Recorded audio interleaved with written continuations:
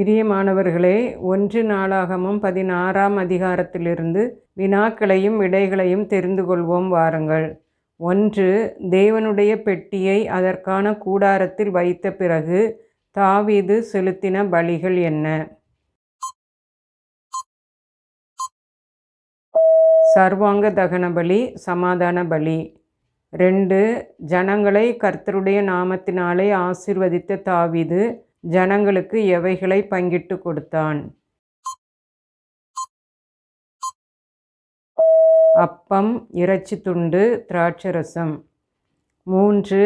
தேவனாகிய கர்த்தரை துதித்து புகழுகிறதற்கு நியமித்தவர்களுக்கு தலைவன் யார்? ஆசாப். 4. தாவீது ஆசாப்பினிடத்தில் கொடுக்கப்பட்ட சங்கீதமானது 16ஆம் அதிகாரம் 8 முதல் 36 வசனங்களில் உள்ளது. சங்கீத புஸ்தகத்தில் இவை எங்கு உள்ளது? சங்கீதம் 105 வசனங்கள் 1 முதல் 15, 96 வசனங்கள் 1 முதல் 15, 106 1ஆம் வசனம், 47, 48. 5. கர்த்தரையும் அவர் வல்லமையையும் நாடுங்கள். நாம் நித்தமும் எதை தேட வேண்டும்? அவர் சமூகத்தை. 6. கர்த்தர் செய்த எவைகளை நினைவு கூற வேண்டும்?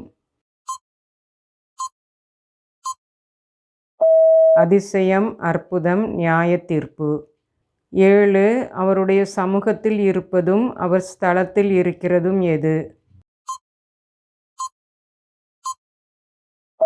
மகிமையும் கனமும் வல்லமையும் மகிழ்ச்சியும். 8. கர்த்தருக்கு எதை செலுத்த வேண்டும்? மகிமையையும் வல்லமையையும். 9. தேவனாகிய கர்த்தருக்கு ஸ்தோத்திரம் உண்டாவதாக என்றதும் ஜனங்கள் என்ன சொல்லி துதித்தார்கள்? ஆமேன். 10.